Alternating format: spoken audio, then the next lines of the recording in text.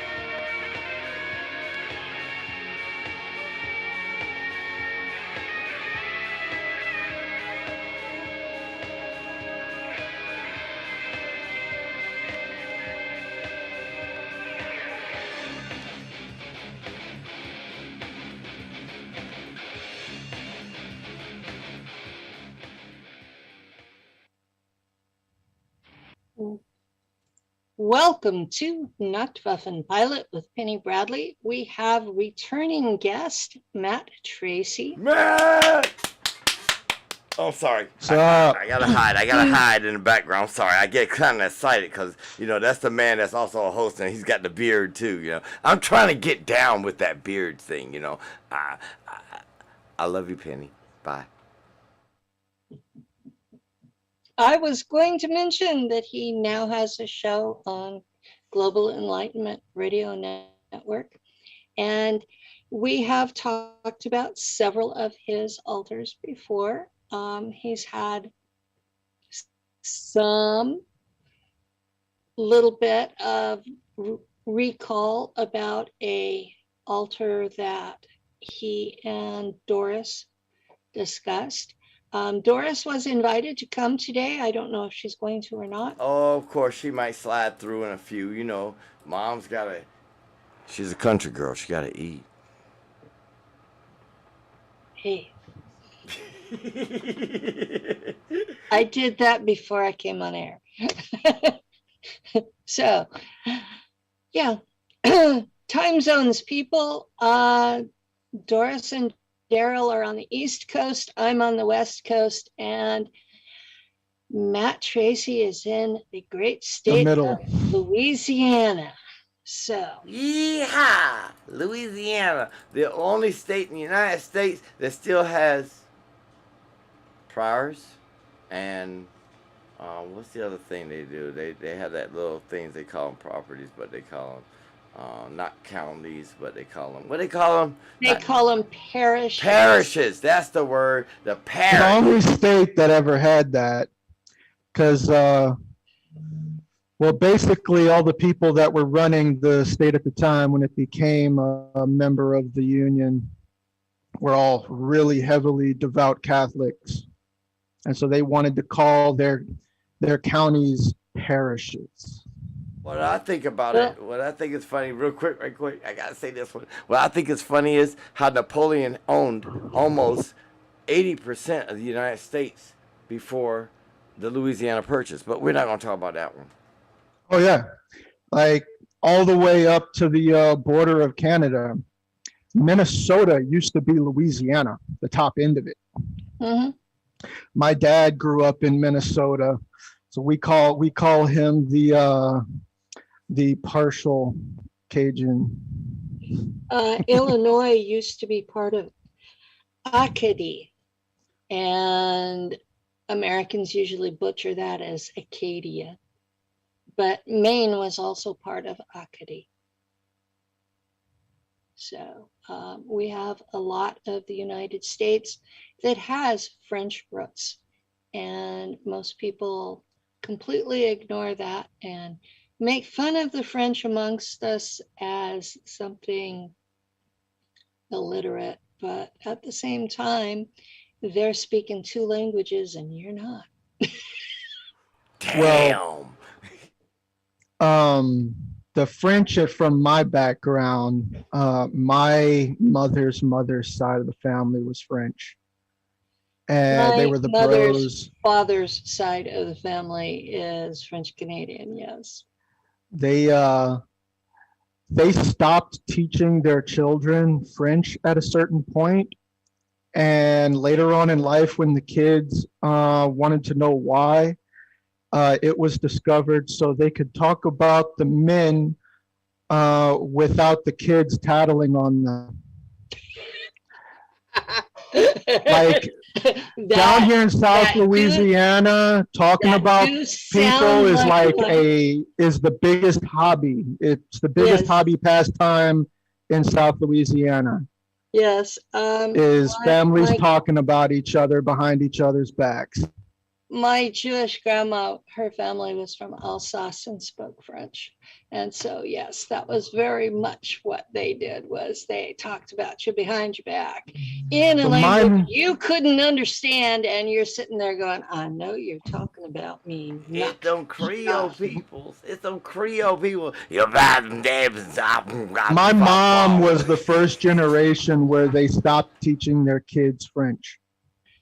My mom didn't speak French, and she got really pissed when we spoke anything but English at home.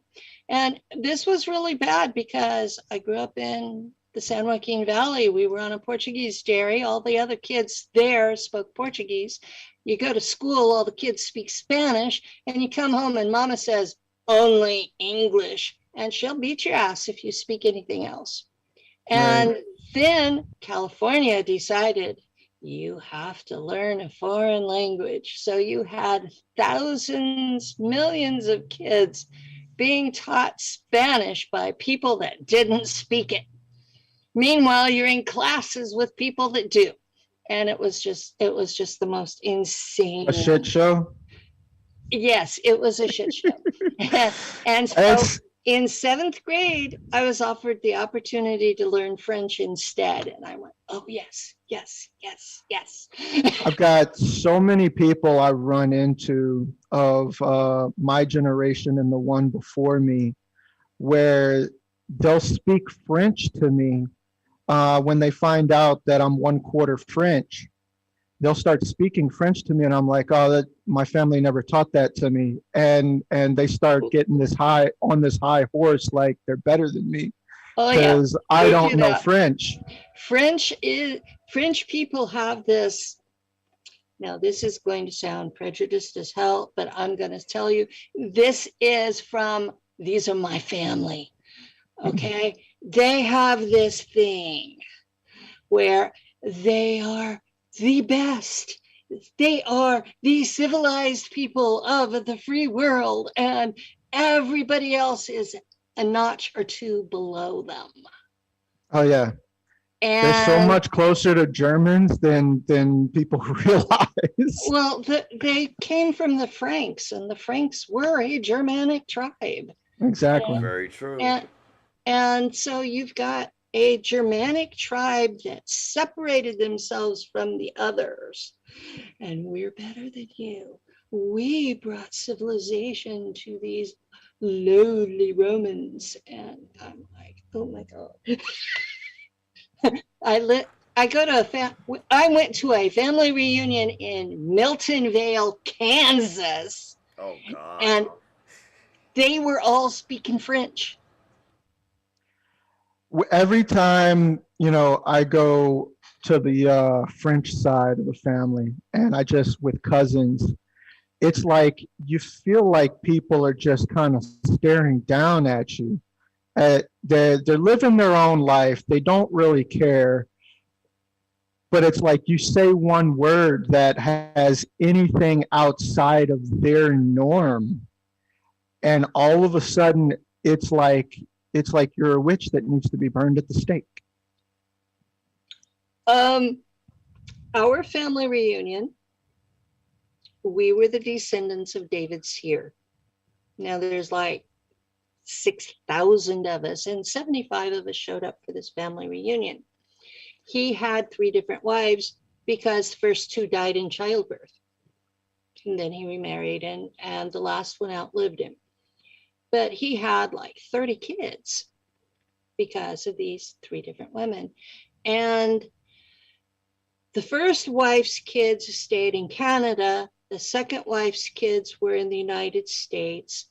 And the third wife's kids were in the United States. But there had been this religious conversion, I guess in his 40s or 50s. We were part of the thing at St. Anne's in Illinois.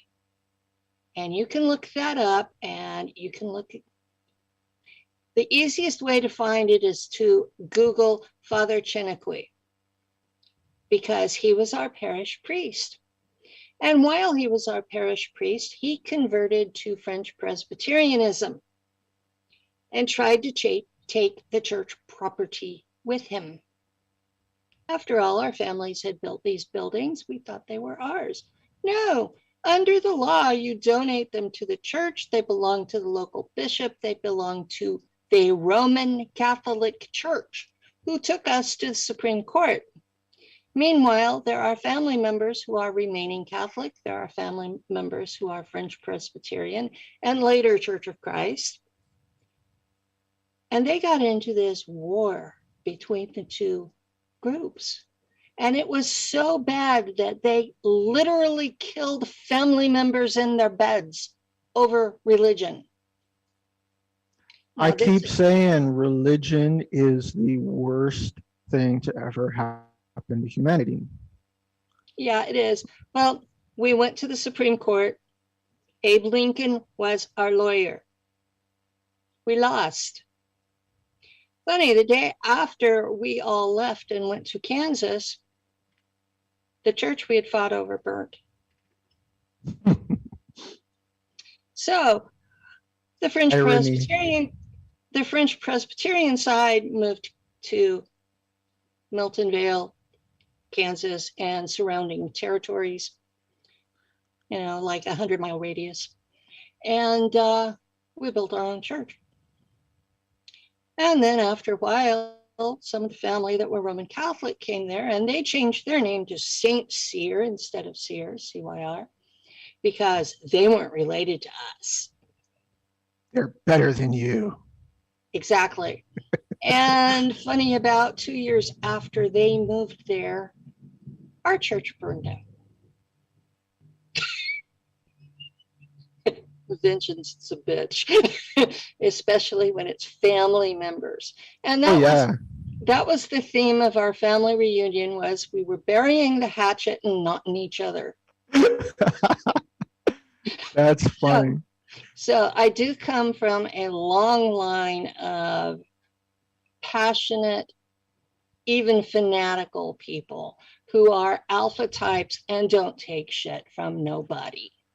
All French people are alpha types. They're all type A personalities. There is no other kind of French person than a type A personality. Well, we were at this reunion, and there were 4 of us that were almost like we were fingers of a hand. We didn't even have to talk. We knew exactly what we were doing, and we just went through, and it was like we were parts of the same person. And then everybody else, it was like, well, I'm going to do this. I'm going to do this. I'm going to do that. Well, the 4 of us had planned the thing. So, of course, we were in charge. And I sat there and I'm watching this and I'm going, I know why we don't get along. We all want to be the boss. We don't even have family reunions. It just, there's no point. We get together when people die at funerals. Yeah, pretty much. Weddings, funerals. But we did this one on purpose because we had our parents and grandparents had fought so much that we had all been told we had no other family. And we found each other on ancestry.com. Oh, wow. And so we were tracking each other, found we had family, found we had cousins. Some of us still get along. Do you know how hard it is for alpha types to get along? Oh, yeah. Trust me, I know. So yeah, we were, this is what we were doing. And it was literally, we looked at this and found 150 years worth of hatred in our own family. And said, nah, we're not going to deal with this shit no more. We're going to have this reunion. It's going to be bury the hatchet and not in each other. And we spent 3 or 4 days together. We went, how many people go to cemeteries during a family reunion? Wow. We had car convoys going from one cemetery to the next. We'd go to people were wondering who died. I bet. Probably. Who died? Milton Vale is like, what, 300 people? And we suddenly had 75 extra hanging out at the community center. So yeah, we were a big deal for a couple of days there. See, I was born a type A personality into a household of 2 type A parents. So yeah, I get it. Yeah, well, I was born, I would have been a beta if they'd left me alone. I really just wanted to read and do research and be left alone. And they just wouldn't let me. So the alpha is a response to constantly being harassed.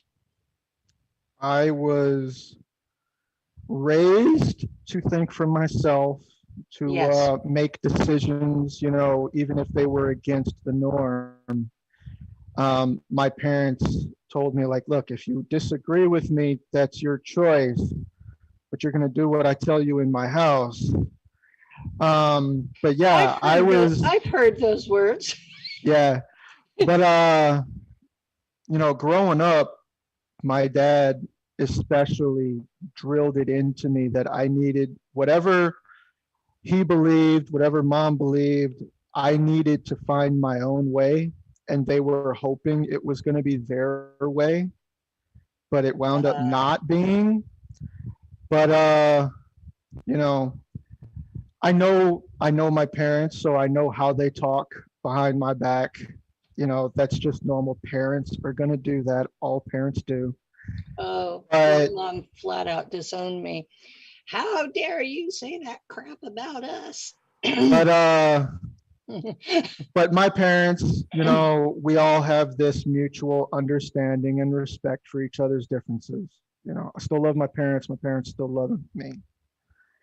Well, that's good. So I our do think my mom loves relationship me. is still is pretty much just fine.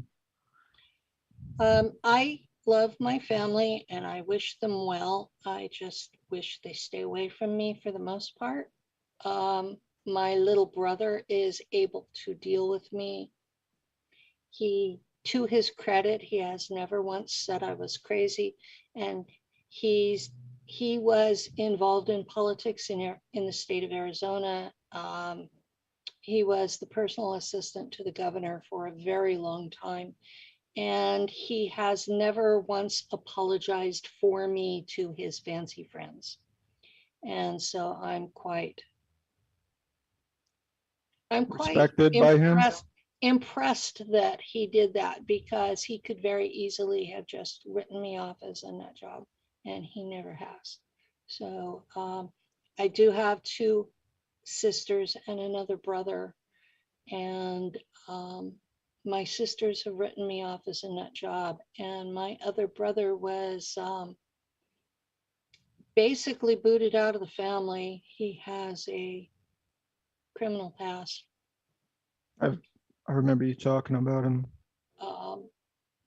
I recently found him on Facebook, and I have not made contact, but I didn't recognize the picture. If he hadn't put in the description of where he grew up, I would never have known it was him. Wow. He's 63 and he looks 80 easily. His hair is completely white. His face is really wrinkled. He really looks bad. And as you can see, my white's going from down up. I'm starting to turn white underneath. I can see it. Yeah, that was. So as soon as you did this, I could see it. Yeah, as soon as I dyed, I had my hair cut in one of those 2-layer things, and I dyed the underside a bright blue. And it was a temporary dye, and it was fun as hell, because I'd clip it up and the blue would be underneath and just sort of playing peekaboo. And people would go along, "Oh, you have brown hair." And then they go, "You have blue hair." It was a blast until one day all of it that was blue fell out. Remember when I was a teenager, before the graying really got bad enough to be noticeable. I started graying at 12 years old, but before it got bad enough to really be noticeable, everything you see here that's white was copper brown, copper red. So your red turned white. My red turned white first. The red on top of my head turned white. You see, on my beard, when I started growing my beard out at about 12 years old, I've had stuff thicker than this, longer than this, at 13 years old. And I have pictures at my brother's wedding to prove it. I had actually trimmed all this and shaped it into a square. I was 13 years old with, full hair 2 inches long on my face. And because I was homeschooled, I could do that. Yeah, you can't do that at regular. You can't do that at regular school, but I could do that since I was homeschooled at that time. Well, we've blown about a half an hour talking about personal stuff. Yeah. I guess we need to get to the subject of SSP stuff. Well, don't you love my great transition there?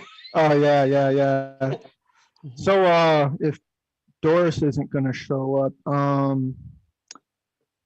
you had questions you were going to generate for me, kind of to direct all this. I was going to ask you. Never said anybody was not going to show up. I just said she's eating. That's right. She's eating. Oh, well, she's not here right now. You never let her. Listen, here's a key word of advice. As long as I got speakers open, the woman are here. And when the woman gets ready to make her appearance, God help us all. God help us all. I like your mama. Hey, Daryl, ask your mom if there was a time in her life where she regularly dressed to work with turtlenecks matching with plaid skirts. Mom, the plaid skirts I definitely remember. Mom, you remember going to work with a turtleneck? The long floppy things over the neck? Yeah. Matching them with plaid skirts. With plaid skirts. I remember the plaid skirts. Like, that's all, I was at that height where I could only remember that part. I remember, I have a memory of running into Doris in a hallway in an office setting, and I'm looking down at her, and she's holding files like in front of her like this, and she's wearing a gold turtleneck and a plaid skirt. And we stopped there in the hall for a good minute and chatted as we passed each other. Oh shit! Somebody's neck turned. Now she's doing a double look. See, why y'all gonna do that to her? Why'd you let the old lady eat? I invited her to come. I know you invited. Fair warning. Fair warning, public. There was an invitation issued, and you know how. Good month earlier. Yes, I was. I tried to be polite. And I remember distinctly. I tried to schedule 3 weeks ahead of time so that people have plenty of time to come up with what to talk about. How about this, Penny? I feel kind of good myself being dropped in the middle of a bunch of, Montauk boys and girls. Well, technically, you dropped yourself into it. Listen, y'all know how I am when it comes. I got to make sure everybody's protected. I got to make sure idiots are removed if they become an idiot. I'm always, when it comes to Montauk people. Does that include yourself when at times you become an idiot? Yeah, I do. I mean, tell them too much. Only human. Only human for a bit. You notice it wasn't me that said that. I'm gonna get you too. Now I'm going back. Y'all talk. Oh, let me ask Matt Tracy a question. What's up? Okay. All right, I'm ready to get this information. I'm ready to become the advisor of the Montauk. I like that new title. I'm my advisor. Did you hear Lou? Lou, go get a drink. What did Lou say? I didn't hear him. Lou said, "Oh God." Okay, Lou, go get a drink, or the mean green. The bottom line, I got a question for Matt Tracy is: in all your years, how were you able to bring in your altars and to allow your dominant altar to live a life? And why is it that we all, as Montauk personnel, I didn't say me, but I said we all, as Montauk. Yeah, we all three of us are. I have the same issue, which is we lose energy quick. No shit. No, really, we lose energy. I mean, it's like, I can tell you the loss of energy is because of, and this really goes in line with the physics of quantum entanglement. Because of the time travel, you've got the way they operate, you've got several yous operating at the same moment of time, different points of space. And for you, this is all a linear path through time. But in a moment of time, you've got multiple yous operating out there. Each one is a different altar that is brought to the forefront, depending on, for compartmentalization. And while they're all operating in the same time moment, they're all quantum entangled. And so they're all sharing energy. And that is very exhausting. Yes.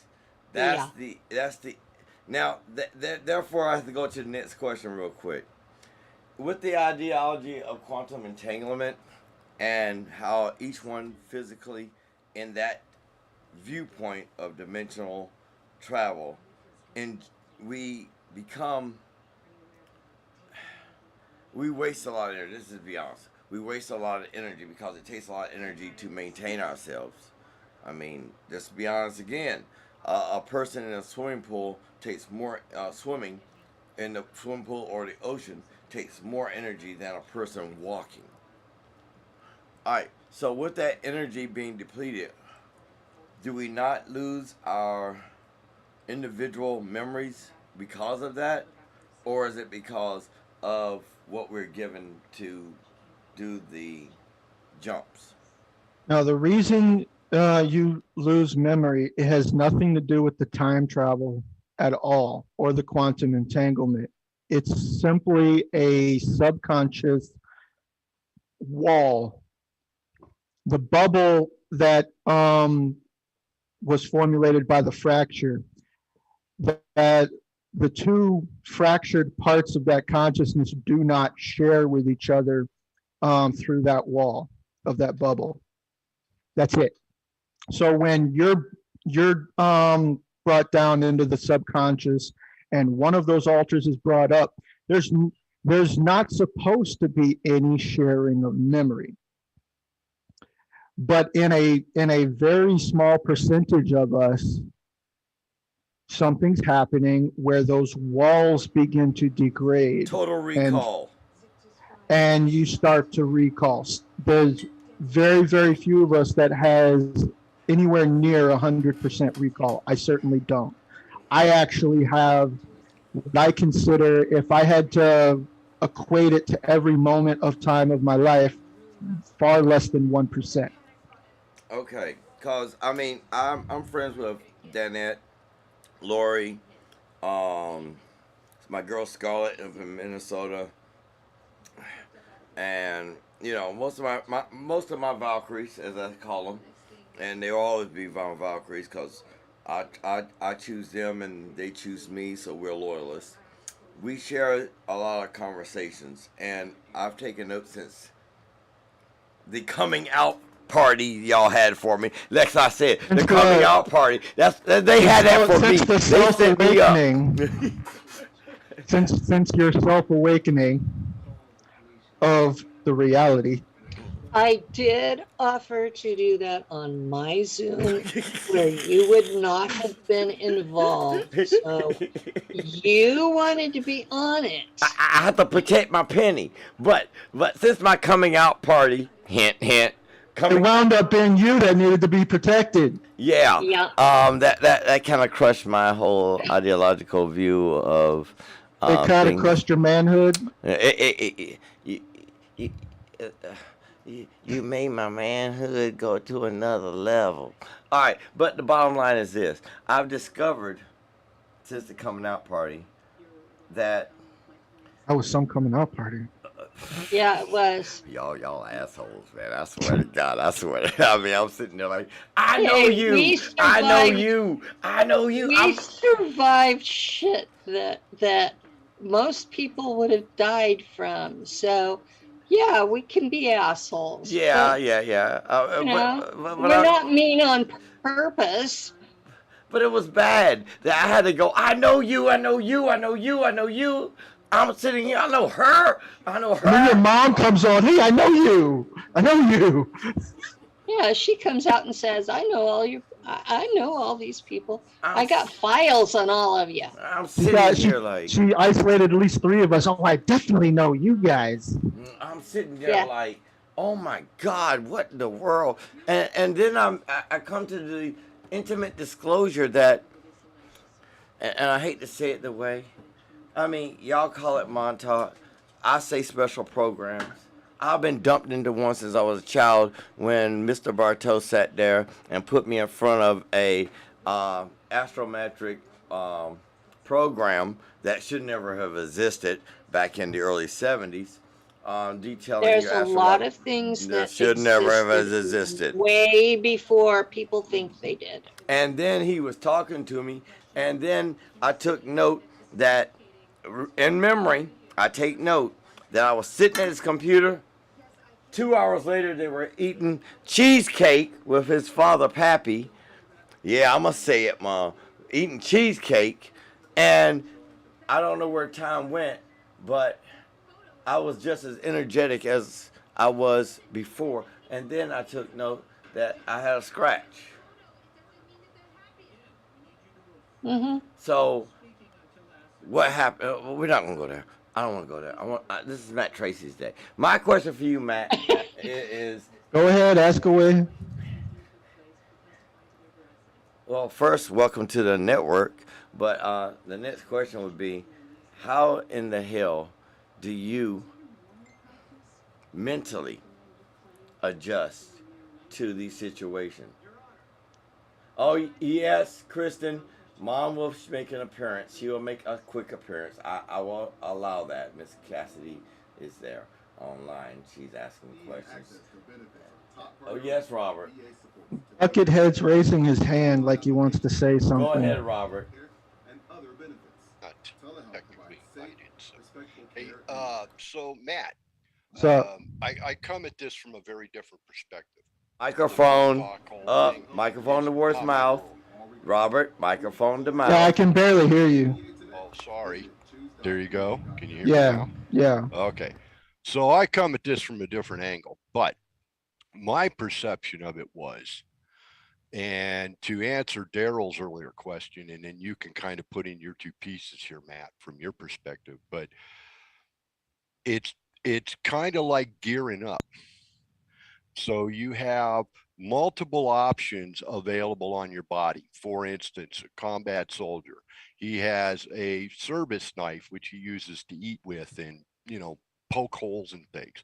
Then he has a combat knife. Then he has a sidearm. Then he has a rifle. Each one of these items is a weapon, and each one of these items is used for a different purpose under a different circumstance. The concept of the altars being that it's like a deck of cards, and you have a different face and a different card for various scenarios that you might incur in your lifetime.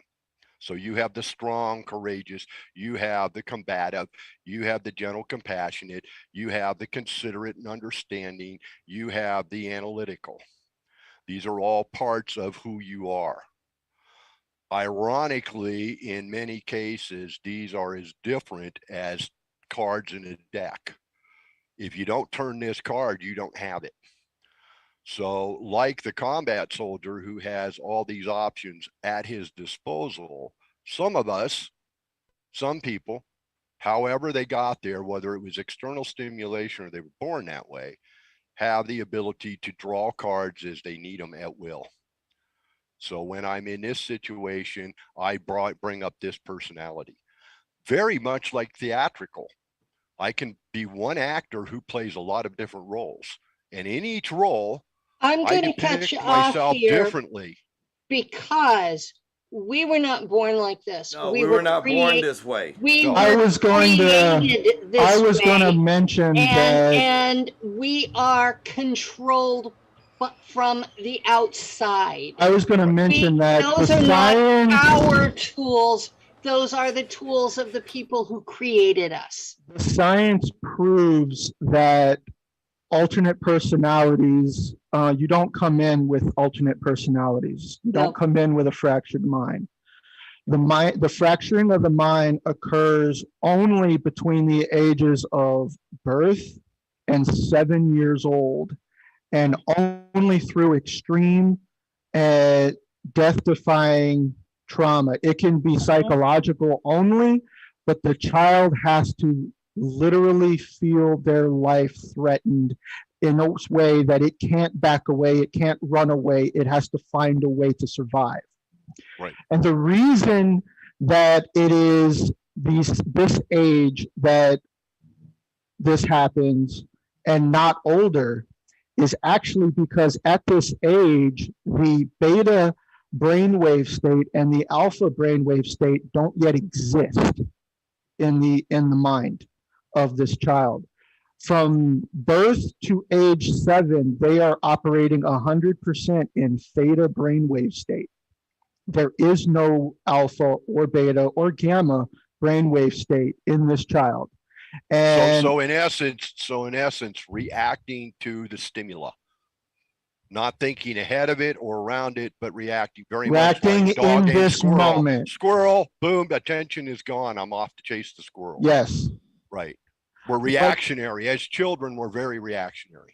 And this is why children from birth to age 7 learn 1,000, and this is not an exaggeration, 1,000 times faster than any age after that, is because the theta brainwave state is the sponge. It absorbs every bit of information.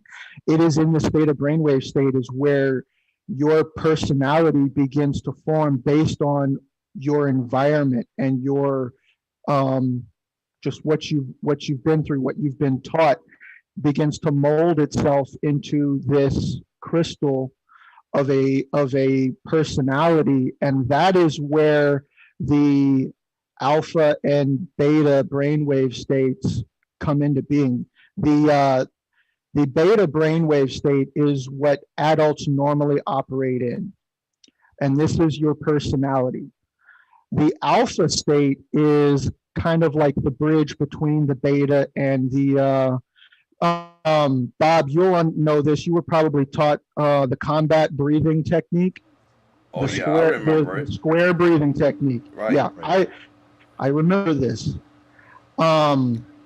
I wasn't taught this in my life. In this existence, I was not part of the military, but I remember this combat breathing technique. And when you perform that technique, you'll notice as you're calming down, you're actually leaving beta brainwave state and entering alpha. Just performing this breathing technique puts you in alpha.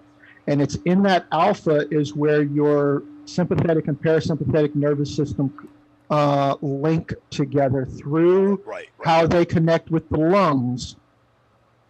And it is in that state where you can link with the theta brainwave state, and it's from that state is where ESP is accessed. Okay. Okay, I'm following you. Okay.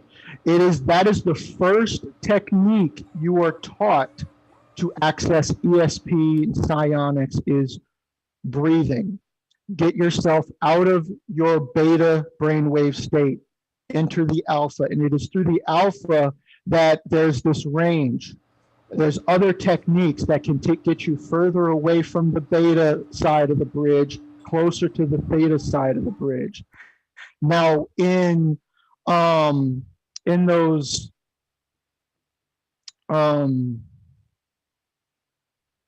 the words escaped me. Those techniques where they put you under and your whole conscious mind completely shuts off. You have no ability to filter anything at all, out or in. That is when when you've gone past alpha state and you're now directly in theta state, but you're closer, you're further past what a child is in. You're actually closer to what is referred to in the special sections as Daryl names them, as the the what is it? The Unimind, the Alpha Mind, something like that. I can't remember the name of it, but it basically it's the 100th monkey effect. You're accessing that unified brainwave state that all human beings are quantum entangled with. Right. You Oh, can right. access information that someone else has in this moment or in the future or in the past. It's literally, this is what the Indians called, the Hindus called the Akashic Cassette record. records. Yes, it is. It is Yeah, see, literally what it's science calls the 100th monkey effect. Right. Same thing. It's the universal collective pool. It's that thing you belong to that you are absent of, but not disconnected from. You're not disconnected You're only from. you don't see, and this was the explanation I was given, was you only choose to be separate because prior to becoming mortal material, you didn't have senses. So you didn't see, didn't speak, didn't hear, didn't smell, taste, etc. And when you become human, you are barraged with these new sensations that your brain is trying to analyze, calculate, categorize, and put in cabinets, okay, for future storage. And so consequently, you're so busy with a forward thought that you lose connection back here. And then you forget how to get it back. Some people never do. Some people retain it permanently. I have talked to People who 1-year-old, retain year and a half old kid who has brilliant insights into things that child should not have for another 10 or 15 years through education to even and then after understand what they're about, talking about. Right. by the time they reach about 4 or 5 years old, all of a sudden it's They're it's forgetting going it. away. Right. Yeah. Yeah. So my question, where I was going to go with that was, so in this sort of transition period, or as you would say, traveling through time or space, in that sense of reality, there are times when you do this and it is let's use your term, the altar is in control. And then there is times when it is your conscious, the idiot, is in I'm just control. one The altar idiot of. is overwhelmed. Well, this goes back This to is actually, well, let me stop you for a second. It altar is not the subconscious mind. No. Altar is another personality. So me is not an idiot. I am one altar of many. But not connected. This conscious person Some are is connected. not connected with the things Some that the will be altars connected. Some will be connected. are. Right. Some don't. Some don't have. Some allow free movement through the walls. Some are completely shielded. I've noticed that the ones that are completely shielded, their walls are reinforced through brainwashing methods, and to literally ignore all other internal mental stimuli from the rest of the I group. took pills to do that to me when I was like 5. They I'm going to be Daily blunt. regimen. They rape us to Yes. get us into that situation. Boys, Well, my old man girls, just whatever, beat the hell out of me, so I guess that whatever has the same you effect. are, they rape you. They raped me. They electrocuted me. Mhm. Bob, did you ever go through SEER school? I don't recognize the term. SEER school, survival, escape, and evade. Oh yeah, yes, okay. Where did you go through the POW toughening part of it? Yeah, we went through. I did a survival, escape, and evasion. We did in Missouri. We did it in Fort Polk, and we did it at Campbell. Actually, it was at Benning, but we were based at Campbell. But we would go to Benning to do everything. But yeah, we did go through all that. And, I mean, that was 1971, 72.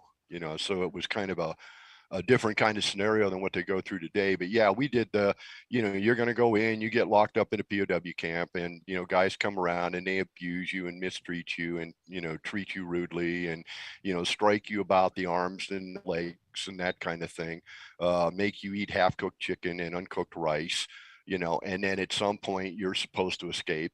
And then you're supposed to find your way back to a specific point without having really any idea where you are. So they've got you someplace where you don't know where you are physically on a map, but you know where you have to get to. And so you have to try to figure out how to navigate. So that was kind of early mapping, early compass, only of course you don't have a map and you don't have a compass. Right? It's just you and however many guys in your group escaped, and you're out here now trying not to get caught. And find your way back to friendly lines. But yeah, something along that line. So I want you to take all of that memory, your experiences, and I want you to imagine they being far worse. They had full permission to physically rape you in the ass and in the mouth. Physical permission to burn your skin, to drown you full to death and then resuscitate you and do this repeatedly. Full permission to electrocute you, put you in a dog cage and electrocute the metal chicken wire that the inside of the dog cage is lined with unendingly. Hours, and days. You are under 7 years old. They're doing this to you, and you're between 4 and 7 years old while they're doing this to you. And this doesn't stop. This happens for years. This is how they create fractures of the brain. Somebody, if those instructors during the SEER school had pushed you, an adult who was older than 7 years old, to the point that they pushed us, you would be catatonic, essentially brain dead, in a mental institution right now, not even able to feed yourself. Exactly. Your brain it's more would to the simply point that by the time they down. got to a certain level of abuse, we would retaliate. As 17, 18-year-old males, there was a point where we would retaliate in self-defense. Imagine not being able to. Imagine not being able to retaliate. I get what you're saying. Not going to be able to do that. No, I remember, a 5-year-old. Let me tell you how bad it was. I make reference to that. Let me tell you how bad it was. In the book, as I talk about that, is that, what do you do when you're 4'4" and 6'4", 250 pounds, start swinging? You can't fight back, so you run for your life. Daryl, this is why I did not want Bob on my show. Let me tell you one of the worst things they did to me. This was to fracture my mind further and create another altar. They drugged me up. I was 4 or 5 years old. They drugged me up and somehow convinced me, out of my mind, no control, to eat another child. And then, after the drugs wore off, I had full memory of this. And I had to live with this, and I couldn't live with this. And so that memory was walled off in my mind and created another alternate personality. These are the things they do. Now, let me say something. I've done some shit that people would never believe in 3D and in the other world. And I'm going to tell you honestly, and in all honesty, you believe a certain scope of things because it hasn't happened to you, Cowboy Bob. The bottom line is, there's shit that happened outside of that scope of realm that you live in that you wouldn't believe. I.e., you don't believe the world of voodoo until somebody puts a goddamn spell on your ass. When you start remembering this shit, you think you're crazy. Yes, you think this is all your imagination. And I've been going through this for years. And then people start looking you up who remember you. and start telling you about the things that are in your imagination that's also in theirs that match up exactly. Stuff that you remember doing, but you never said a word about. And you listen, the worst part about it is I've lived it and I've never talked about it. And then they brought me on the show for an outing. After that Montauk 2.0 off. show, Daryl and I stayed on and chatted for a good 3 hours after that. And I started telling him stuff and his jaw's dropping. Like, I thought, Daryl's telling me, I thought that was in my imagination. I thought I made that up.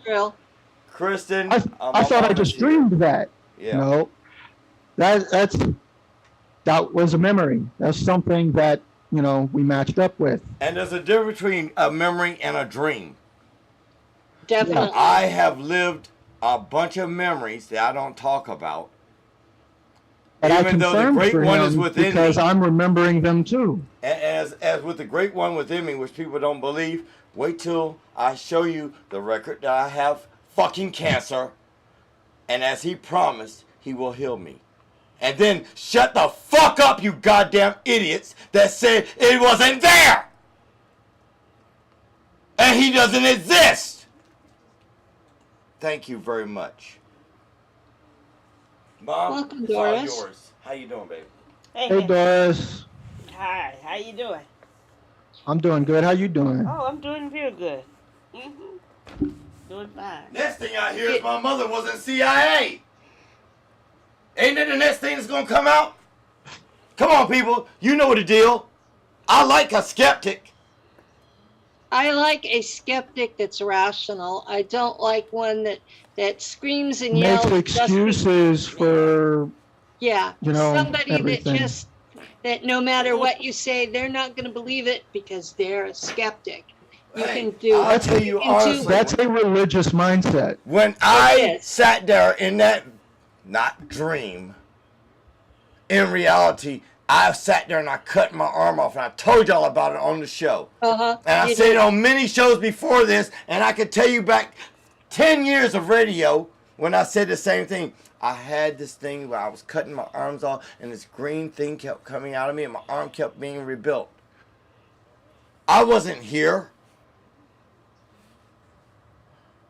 I was being rebuilt, reborn each time. We can rebuild him.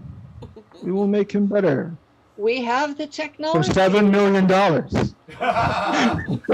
We have the technology. We can do him. We do it. We can bring him back better.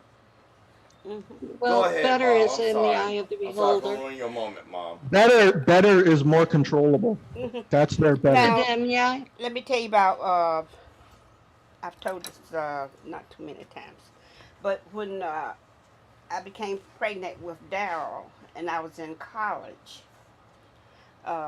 North Carolina A&T,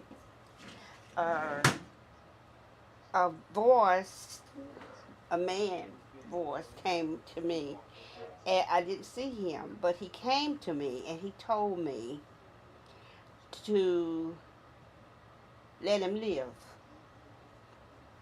You know, that got me, let him live, And he said, do not take his life because he has something to do. So They didn't want their asset to be eliminated. right. well, They V2K'd you. Mm-hmm. Well, maybe I've had things that were V2K, and I've had things that were interventions from another realm, and it's hard to explain the difference to somebody that hasn't had them. But there is a difference, and if you're paying attention, you can hear it. Mm-hmm. But I still have a hard time telling the difference between what's coming from another realm and what's V2K being broadcasted into my brain electromagnetically. V2K has reached the point for me where it's this repeating loop trying to make me kill myself. So if it's something that's gentle and reassuring, I'm pretty sure it's not them. Right. I have had V2K my whole life, Mhm. and Yeah, it started I in will 1980. look at past memories of things. I used to be a churchgoer, Yeah. hardcore Christian. I thought it was God talking to me, and I would tell my parents this, that, and the other You hearing the thing, voices. You and heard the then voice. Oh yeah. it wouldn't happen. Right. Like my mother used to have this voice that says, build this, build that. And it would be a dead end, like I say to Penny. It's the bridge to nowhere. Yeah, happened all I the used time. to hear a voice that told me it was God, and Yep. it knew the Bible better than I did. And what funny, when I met the NSA agent, he had that same voice. Oh, smite. Ah, Smite. there you go. So Yeah. yeah, but if you're hearing it and it's back in the 80s when this stuff started, they were actually people on the other end of it. And now it's Now it's all an AI. computerized, and it's Because they're already, beaming it to too many people. They don't have the staff, so yeah. they redirected it to artificial intelligence. Mm-hmm. Yeah, and my understanding is that the main computer for it is in the basement at Harvard. Wow. Harvard. So It used I to be. got that information from Dr. Robert Duncan, because the computer that he was using for Project Satan was in the basement at Harvard. And it was a quantum computer, which everybody keeps telling me, well, we don't have those yet. Well, what was Dr. Duncan using? He said it was a quantum computer. It was quantum. Mm-hmm.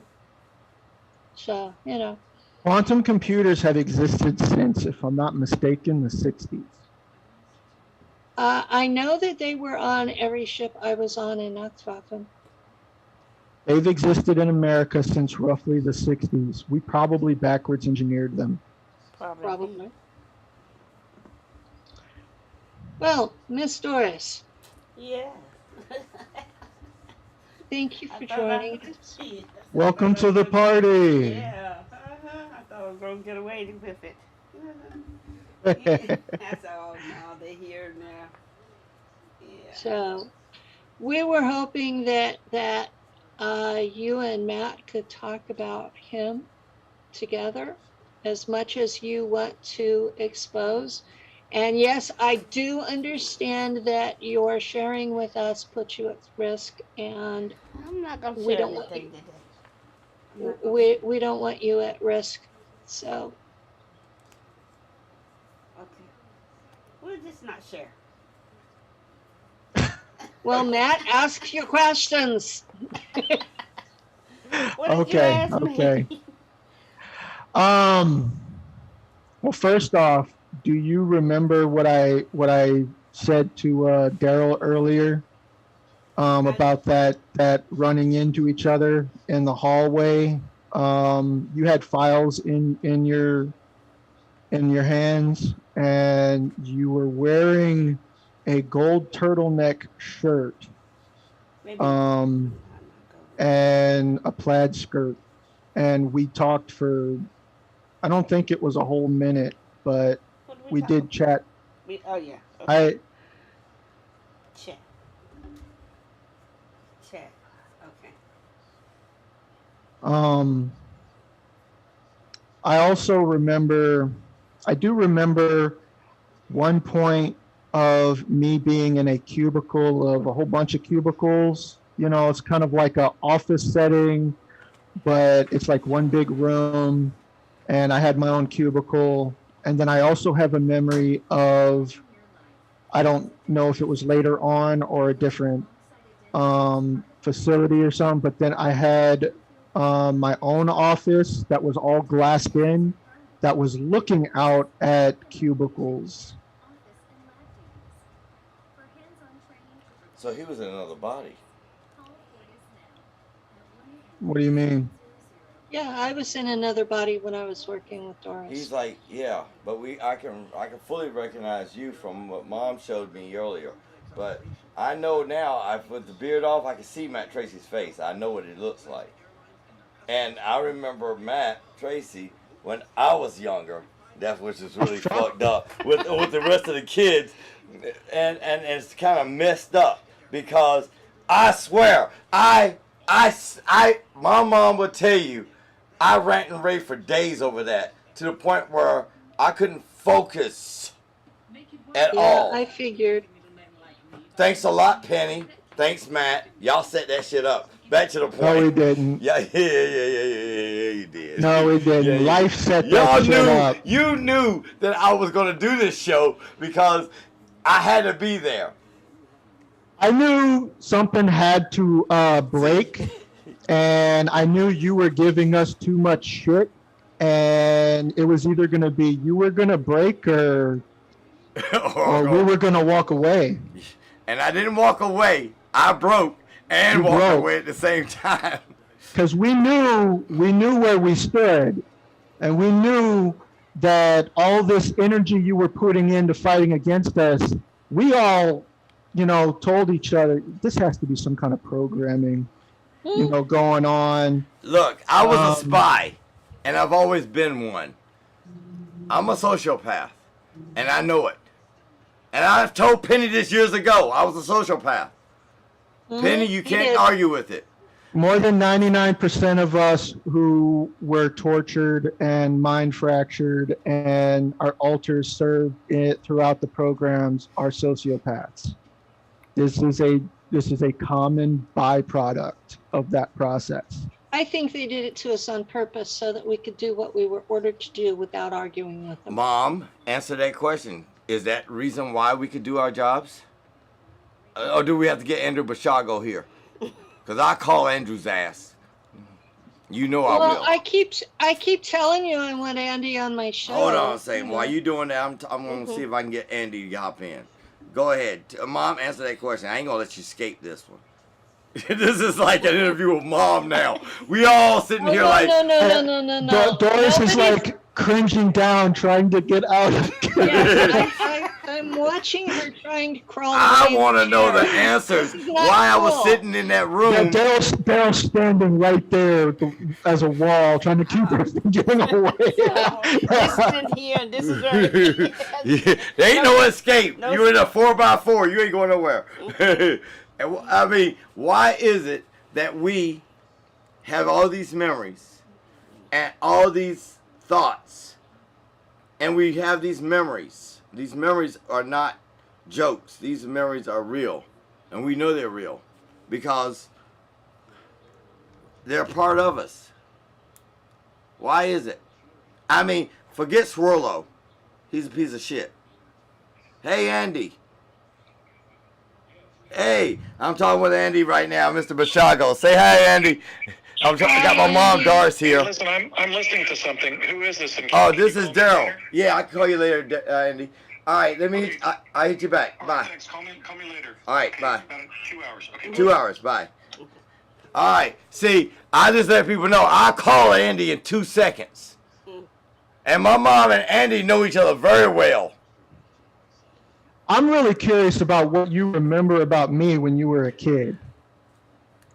I remember us sitting in the room, brought that and we're watching this damn big box, huge box TV, and I was running around, and I remember enjoying some, like we had free time, I guess we call it, and some juices were coming to us, and some food, and they said we had to take a pill. And I looked over and said, I'm tired of taking a pill. Was it a red pill? I'm tired of popping pills. That's what I said. That's what the other kids described was a red pill. Yes. That you had to take. And I said, I'm tired of taking these things. But listen to what's really funny. I don't remember a moment out of my life that's been missing. But I do know there are lots of moments out of my life that were missing. If you get what I'm saying. Physical human life was not missing. Traveled life was missing. Now, if I have to take an investigation of all this information I'm getting, all I have is time travel or dimensional travel. Now, Time travel. I do not Time believe. travel is dimensional travel. You have to step out into the next density up to time travel. It's only there. What the religions want to call the etheric realm, the astral plane. This is the next density up, and it's only there that the physics of time and space is reversed, where space is now this linear thing, and time you can just move through it. Yeah. I, That's when what you are what hyperspace drives in ships yes, travel through that realm. that's what a wormhole is. Yes. So you are traveling not only through time, but also space, and it's like you're stepping in on the bank of the river, and you can step back into the river at any place or time that you want to, upriver, downriver, whatever. okay, so let's go back. The fields that the ships create that surrounds the ship, they give you the ability to take your environment with you, because if you step out into that environment, you're going to literally get pulled apart. Yeah. And you're going to get broken down and pulled apart. You're not going to survive. You cannot take a physical object into the etheric realm without it just it's gone. So the fields, literally what is referred to as the anti-gravity propulsion system is nothing more than a electric field generator that creates this bubble around the craft that shields the craft from other electric fields and magnetic fields from terminating onto the matter. They're now slipstreaming around the craft. When you reach 100% slipstreaming, you blip out of existence here. So, for instance, if you reach 99% slipstreaming, you're kind of phased out. You're mostly invisible, and that's how advanced species use. You can't see their craft unless you're using an imaging camera that's of a higher wavelength, like ultraviolet light. Then you can suddenly start to see them through that ultraviolet camera. But let's say you reach a 99% shielding effect. You can now have a 99% reduction in inertia, in effect of gravity on the ship, but also the effect of reaching the speed of light. What that would affect to you is also reduced. So now you can move faster than light to a degree. Okay, back to Doris. Yes, that's the question I was going to say. What floor were you on at the house, at the agency? What? What floor? I don't remember. I only remember a couple of frames. I don't remember anything there. I just it's My mom's looking for the microphone. Camera's in front of you. My mom's getting excited. I remember one memory where I'm at a cubicle, and I remember another memory where I'm now working in my own private office, but it's glassed in, and I see cubicles outside. I also remember that scene where I ran into you in a hallway. And then the other memory I remember is of me in a car in the passenger seat with the backrest all the way down, and I'm trying to hide or something from onlookers. I'm just kind of make myself low down in the car. But all the cars look different than I'm used to seeing. They're more rounded, like 50s or 60s type cars. This is definitely not America. Now,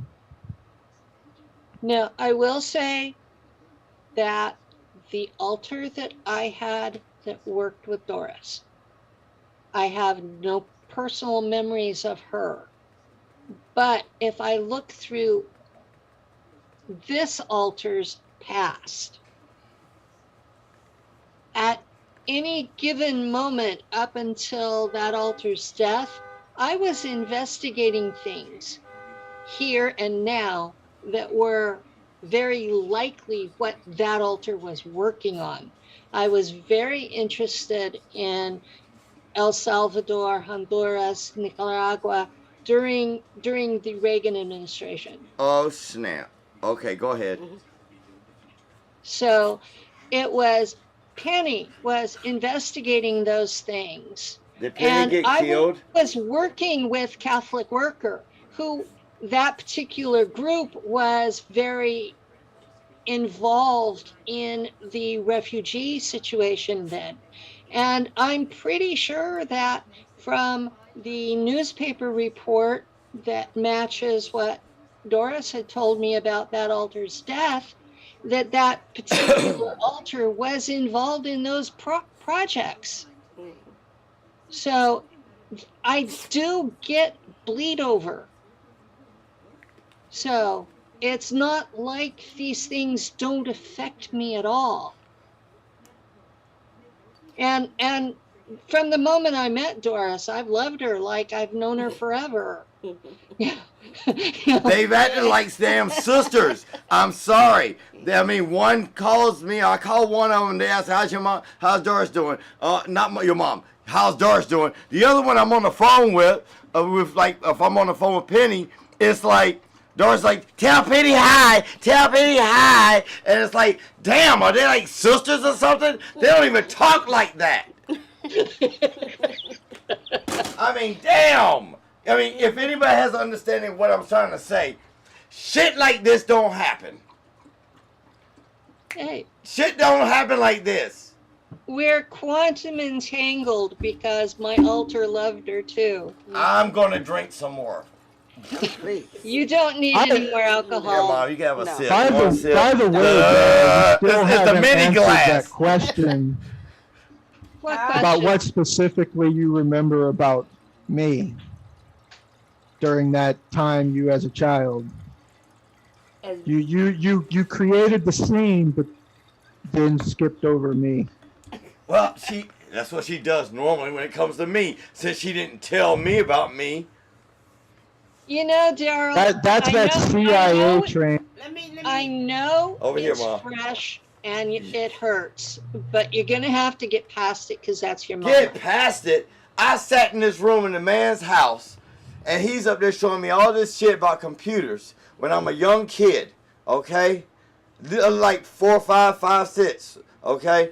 Sitting in there, and he's got a presidential medal and 2 congressional medals on his wall.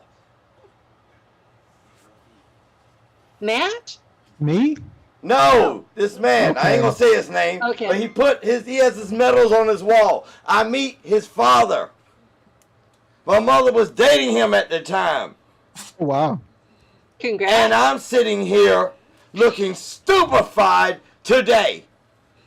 Do you Listen, do you understand the word stupefied? Yes, I do. And I know that it's fresh and it still hurts, but you're It going to have hurts. to eventually forgive your mom. This man has sat there, he taught me so much. He taught me about computers. I live computers because of him. I mean, it was like an in vitro thing, man. You slam it in your arm, a good computer. Yeah, that's what he taught me. That's how good it was.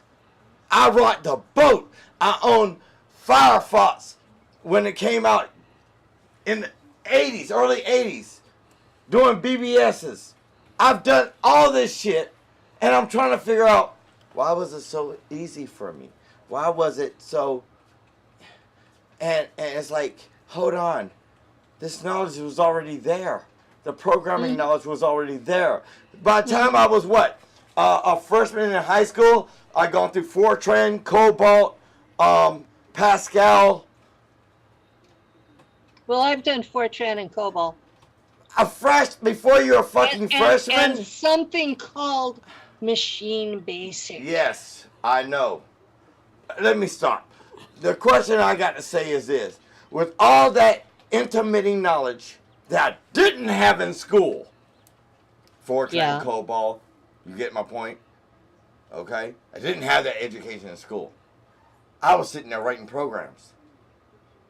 Mom. Yeah. Yeah. How the hell did I learn this? Hey. How the hell did I learn this programming? How did I learn how to use these weapons before I was in high school? How? I didn't play those damn, running around shooting motherfucker games. Daryl? I don't know what you and Bob did when it comes to shooting that. Lulu's got something to say. Hey, Daryl. Grant? Question. What? How come you're avoiding Matt's question? Thank you.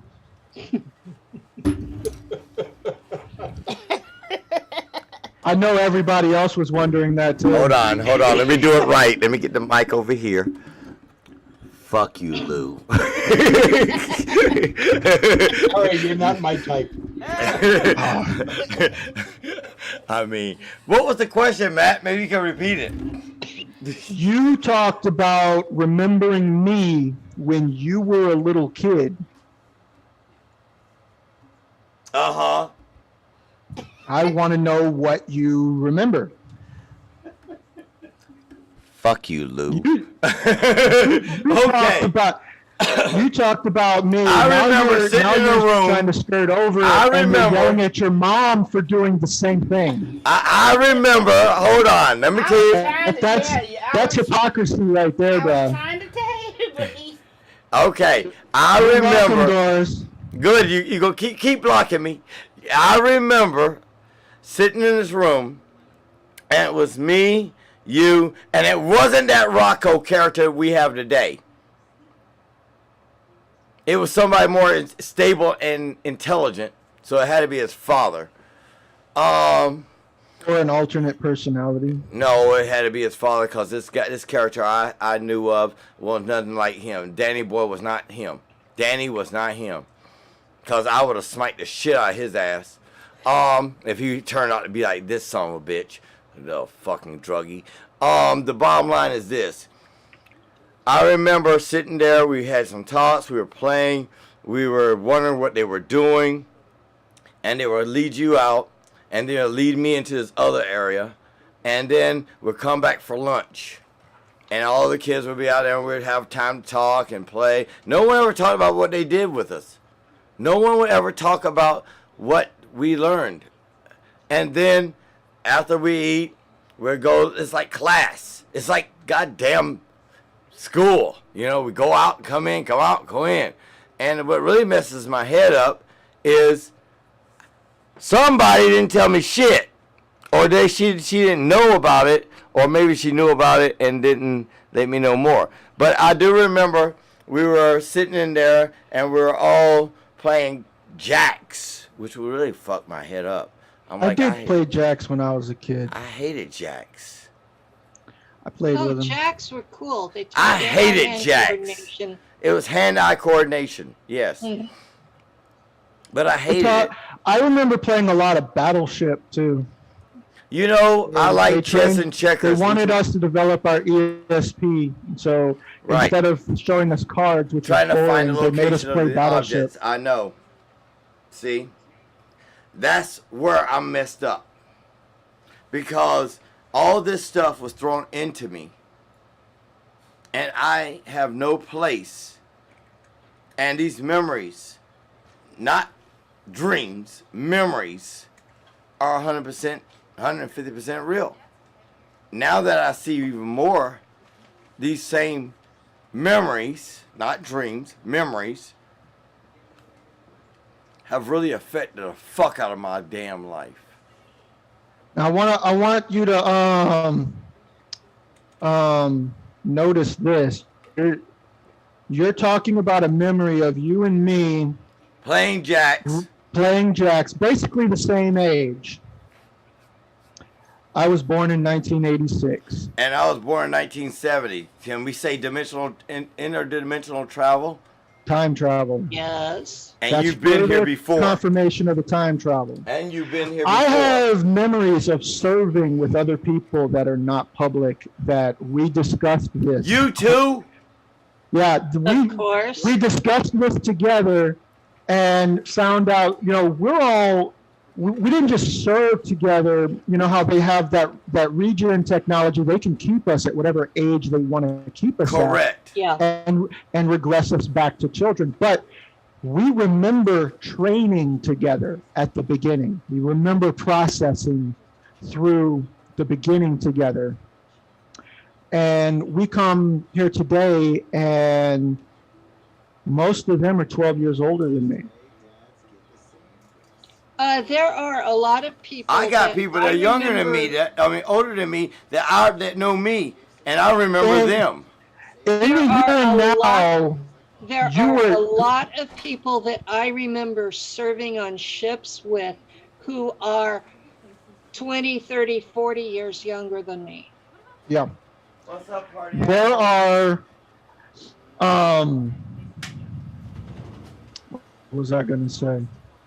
I Oh, don't yeah. know. I'm staying out of your head. Thank you. Please, no, Penny, jump in my head. chaotic. Please jump in my head, Penny. You want to really get a fucking wild ride? Jump in my head. I have enough trouble staying. I was about to say, Me in my body. I'm trying to stay out of everybody else's heads. I was mean, about to say, just yeah, imagine you having intestinal cancer. oh, I remember what I wanted to say. What? Yeah. Yeah. In the here and now, you were graduating high school when I was, or you were in high school when I was born. Right. You were graduating high school when Daryl was yeah. Yeah, I was graduating high school when you were born. That's really fucked up, isn't it? I mean, here's a good example. And yet your mom remembers working with me. And I remember working in the same office as your mother. well, let me make it worse, okay? I've been trying to figure out where do I know Danette, okay? I know her father. I know her father like the back of my hand. Hold on. Question statement. Question number 1. Did you ever meet her father? Statement. No, but I know this man. I know him like I'm reading a book. I know this man's attitude. I know what he like to eat. Me and her talked about this shit. When she came on the show with Penny, it was like we were locked into each other. Talking. Yeah, I couldn't get either one of you to stay on topic, and every time we got her on topic, the internet would go down. Now you understand. I've known this girl. Me and her have had a thing. Like I said, a thing. You know how we say thing. Yes, we get that drift. And the bottom line is, Today it's called Friends with Benefits. well, in modern time, I don't believe in that bullshit. But the bottom line is this. That's my friend. I love her to death because I know her daddy. I know her. I will be there for her. The problem I have is we haven't walked down the street holding each other's hands. We haven't even sat there in the front of each other and modern, realistic, idealistic time. We haven't even sat at a cafe and had a cup of coffee. But here's a statement. We know what each other's coffees are. We know each other's sleep time and moods. You get where I'm coming from. It's fucked I up. know my sleep times too. Yeah, I know your sleep times. Shut up, Penny. But the bottom line is this. How is it that you've never spent a day in a life with this person, and you know everything about them, and That's they know about you. because we live multiple lifetimes and we get to the end of our tour of duty and they regress us back and start us over. Yep. Over and over and over and over and over and over and over and over and over. Because to them, we're a screwdriver. Every time they need us, they reach for this.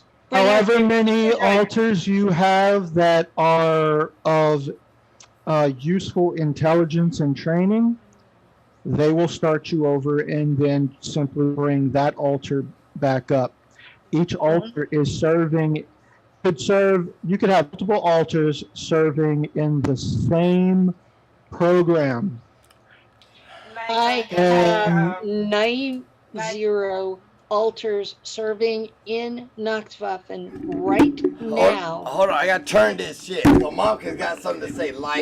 Okay, like. Mom over here. Yeah, but I keep looking at it. Damn, I gotta move I'll move the mic, okay, so you can have a more. Okay, just as Penny and about 8 or 9 people went over to Iran, and this during time of Iran Contra. Okay. Okay, and that's when she and all of them were massacred.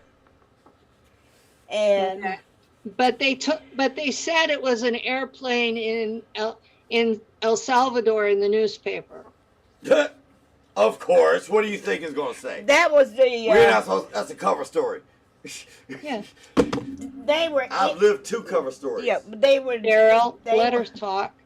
They were not in the airplane. They shot down the airplane, and everybody didn't. Whatever, they shut down the airplane, and Penny was one of them in the airplane. Well, all of them that went in on that airplane died, and Penny was in it. The airplane. When they Penny's name right now. Penny's name is on the wall at the CIA of all the fallen agency employees that went overseas and died. Yeah, that wall with the stars on it, that's what I used for the background for the advertisement for this show. And it has 2.5-inch stars for each CIA agent killed in duty. Right. I've seen the wall multiple times, trust me. But the problem that I have is and for you people out there that's that what think, hurt me. Hold on. For the certain individual out there that says I should get paid or they promised me this. No promises. And I'm talking about the person in Florida. And Penny, you know what I'm saying. Guess what? They didn't promise us shit. They didn't promise you shit. They got you to do the goddamn job and get the fuck out. Whether you came out alive or dead. We were tools. We were used, abused, and then thrown away. We were not made promises. We were not. We did not choose this. You cannot legally allow a child. You can't say that you were thrown away. You weren't thrown away. You were given a life. You were given a life. Not one that you may like, but you were given a life. I'm gonna let Mom I'm gonna help Mom on that one. You were given life. Fucking sons of bitches, son of a goddamn. I feel like smashing the shit out of Swirlo's ass and everybody involved in that shit. Well, everybody was. I'm a fucking destroyer, and that's all I know. Let's be. I am a destroyer. You know it. Even in this world, I'm a destroyer. Daryl? I thought you were a submariner. No, I'm a destroyer. Daryl. Yes, hi, how you doing? I'm sorry, I'll shut the fuck up. I'm gonna let Mom talk. You know what I do? Yeah, let Mom talk. Yeah, I do remember about you is that, excuse me, is your eyes. Your eyes are distinctive. I'm gonna say that straight off. That's Your how I figured eyes. out who you were from the beginning, especially your eyebrows. Eyes. Eyes and eyebrows. Mm. That's an intelligence person's way of looking at people. There are three parts of the body you look at: the way they walk, the way they move their hands, their eyes, and eyebrows, facial expressions. You can't falter those. You can't hide them. Yeah, even if they pluck out your eyebrows, the muscles still move the same. Yeah. Yeah. I want to get me some. I want to find. Listen, if I can go back in time right now, I'll smack the shit out of that old man sitting there in front of that computer. What man? Old man. Bob, Why? because he taught me and put me through this shit. No, that's good. You did. Oh, that's good. Yeah, you did a He good It's good I taught job. you got a the knowledge and saleable information. skill. You Come did a good on, job. I became a monster because of that. Daryl. That's not what made you a monster. No, the That- training made me a You monster. you were constricted into all of this long before that. Yeah. I've always Oh. been a monster, but guess what? It made a, let's put it this way. It made a gentle angel into a demon. No. According to, if you go religious. I find that a little hard to believe. I do believe that. Mama nearly is saying on the inside, you were always a demon, boy. Alright, fuck all of y'all then. Fuck all of y'all. I ain't gonna get my mouth involved. Sons of bitch. Well, you know, my mama always said that I was difficult, and she called me a vampire from the time I was a baby. So Oh no. Oh, I agree. No. I agree. You suck the shit out of everybody's energy. Give me your power. Ah! I don't do that. All I got a question for is, why is it? I'm a team player until everybody starts bashing me. Oh, so don't worry. We can mention these names: Douglas, Diedrich, Rocco, and ... all the way through. To go ahead and listen to Naming Names. We broadcasted it. We said it. It's out loud. There's no lie to it. It's all truth. And guess what? Every one of those sons of bitches are a bunch of frauds, including Douglas, who wants to think he's somebody. Motherfucker, I'll take your wheelchaired ass and I'll smite the shit out of you in 15 different directions because you just pissed me the fuck off, you goddamn son of a bitch. I'm sorry. How you doing? See, And I hope you're listening, your DJ. mama wants to slap you in the face right now. I see that in her face. Yeah, Like, shut up, boy. yeah. I got you, Mama Neely. I got you. Okay. Oh, let me add to it. And Peter Moon, you want to see a fucking moon? You want to smell my asshole, boy? You fake, you fraud. How dare y'all try to say and put a hit on somebody? Y'all ain't shit. You want to hit somebody? Put a hit on me. I'm 52 years old, and I'll whip all your fucking asses and your friends' asses. See, the problem with me is I've whipped more than 6 people at one time. I used to have fun doing that shit. That used to be me. Loving beating multiple people's asses at one time. Well, I think at some point we Ain't lost no control whiff, of Mom. the show. Ma, ain't no whiff. Listen, I got a problem with my intestines right now. I'll find out if it's cancerous or not. And when I find out it's cancerous, guess what I'm going to find out from them? Oh, by the way, Odin said he'd heal me. But let me tell you something. When I find out it's cancerous, I like for them to line up every one of their fucking little friends and followers, and we can all go into a room together, because there ain't that many. And I'll smite the shit out of them and leave them all hanging down the ground, bone naked. Bone naked. And my mother will tell you, I'm known to leave a motherfucker buck naked in the middle of the street. I'm known to whipping that ass. I have. Because y'all want to fuck with Penny and my all you're people, doing is fuck ranting you. right now. I don't get the context of the ranting part. I get where you're going with, Well, Douglas the cancer Diedrich part. threatened one of my Masonic brothers. Number one. Peter Moon is his handler. So, and neither one of them are using their real names. So the bottom line is this. If they want to get down with the sickness, you better play the game. And the game I'm playing, it's serious. Serious, baby. I'll smite the shit out of both of you. And bring your old ass grandmas and grandpas and your young ass kids with you. And Douglas, guess what? You can call yourself a cross-dresser all you want. You know what I think you are? A drag queen, bitch. Sorry, I called it, I said it. Odin. And guess what? You want a real name for it? Daryl said it. Now bring it. Hey, look at that. Even Buckethead walked away. Damn, son of a... You called him out on air. I got Oh my my cup, God. Mom. Oh, that's the third time I've called him this show. You just now noticed? I got I my just now get my noticed. glass. I've drifted a couple of times. Buckethead. I haven't called him by anything other than Buckethead this whole show.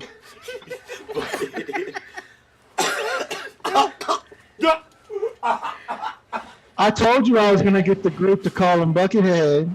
I'm gonna make it happen. You did. I'm gonna make it happen. Vinny, you better let him have Buckethead. You sit back and let him handle it. I'm just. I just choked. We've got. We got all the time in the world. I own this We got motherfucking 9 network. more minutes because Bucket has a show behind us. So, Hey, I got all the time in the world. I own this motherfucker. You can stay here for 5 hours, 10 hours. You can go through Reverend Ed and Gary. I wouldn't give a fuck because guess what? I got my wine and it's my time. Don't promise me with a good time and then I take it promise away. you a good time, baby boy. You know you family. yep. Buckethead. I love that name. Sorry. All right, I got it. There you go. Yeah, there you go. I do try to keep this thing somewhat classy. Okay, my question is this. Matt, tell us about So- your awareness and your information about Montauk. We're just going to let Matt talk. I'm not going to say a damn word other than... Are you going to actually shut up and let him? I'm going to shut the fuck up for the first time in a long time because I'm hot right now. I'm ready to go smite me some... I'm ready to smite me some Douglas Dietrich and some of that fake Peter Moon. That ain't his last name. All you sons of bitches out there that bought his goddamn book, you better return it. Return that motherfucking book, people. He fake. He's a liar. He don't use his real name. Sorry. Go ahead. Hey, bro, your mama's hearing is a bit, sensitive these days. You might want to calm down. Let me help her out. Like, I can see how you start yelling and your mama just starts doing this.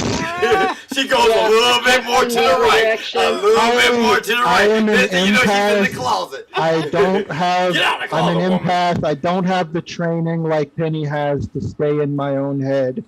I feel, hear everything. I see what's going on. You're kind of over the psychic His part. reactions to you, Daryl, is just bleeding out. Yeah, the psychic energy is like overwhelming. You noticed I got real quiet. It's not your psychic energy, Daryl. It's Doris's reaction to you. Oh my God. I don't worry about it. And I'm never going down. As long as Peter Moon is around. As long as Peter I definitely saw the Watch this. As long as Peter Moon is around, it's game time, baby. Being an Buckethead, empath what's has up? made me so sensitive to observing everything and everyone around me. My brother is the opposite. He observes everything, and he's extremely keen at it. I observe everyone, every little nuance. Mm-hmm. And I think we all have that. We've all lived Strange. multiple lives, but we don't know. I mean, I know some people that's at the agency currently that has lived multiple lives. Well, if they have the technology, why would they keep it just to the space programs? Right. And that's what's really messing my head up is the thought that you got people that are CIA that don't understand that it's not them, it's that they've been living it, and they don't know why or how they got in the CIA. Hint, how you got in the CIA. Tell them. How'd you get in the CIA? I'll never tell them. Tell them. I won't tell them. You got into the CIA, right? You hadn't even finished college, didn't you? Huh? No, hadn't finished college. No, I mean you hadn't yet finished college No, when she you didn't. were you were scouted. Nope. Wait, what? When you got the When you were job. scouted by the CIA, Mm-hmm. you hadn't yet finished college. Right. Mm-hmm. I actually remembered that just now. My So question is, we knew each other well enough to for me to know that much about you. Yeah. and the question that you ask is, on the other side, you know, CIA does not take any college, uneducated college, non-college individuals. How did you get in? You must have been part of the program and don't want to remember. You probably were part of the programs, just like Penny, you know, somewhere around that class, and you just don't remember. Because if Daryl was, so were you. If you were, so was Daryl. That is the pattern, is that they take families. And they, yeah. What the way I understand it is they're looking for very specific genetics that come about, and what they're looking in those genetics are high intelligence, potential for higher than normal intelligence, and potential for psionics. The ESP stuff I was talking about, people who are naturally connecting to that Akashic record, that 100th monkey effect, the higher self, to gain information or to actively influence their environment. Or they have contact with ETs. Contact with ETs That goes back to usually that ball. follows with people whose souls originally did not evolve on Earth. Hold on. That goes back to that ball I saw at my window and the same ball my mom and uncle saw when I was a child. And listen to me, Penny. You know me and we on the same page. We're going to bust this case, aren't we? Man, he's Back to what I was saying, which I lost my train of thought now. Oh, it's okay. You can lose more than that Where in was 30 I? seconds. You have to struggle so hard to get the floor, you forget what you're going to talk about. Well, while he's talking, while he's trying to get his frame of thought, Douglas Dietrich, you want to play games? Daryl, stop. Yeah, Stop.